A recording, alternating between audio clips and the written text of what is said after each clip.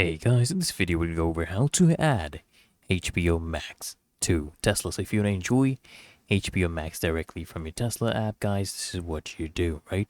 Quick guide, you just go ahead and first ensure that your Tesla is updated. So make sure your Tesla is running the latest software version. So to do this is really simple. You just go click on controls, then go ahead and click on software to check for updates. And then you just want to download and install any available updates.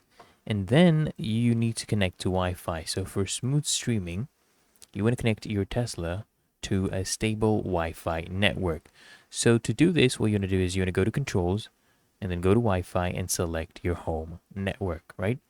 And then to access the Tesla Theater, this is what you do, guys.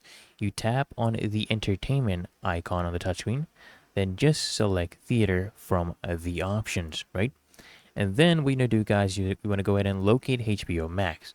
So scroll through the available streaming apps and just look for HBO Max. And if it's not listed, that means that your region or Tesla software might not support it yet, okay? And if you locate it, this is what you do, guys. Just log in to HBO Max. So tap on the HBO Max icon to launch the app. Enter your credentials or, sign in using a QR code.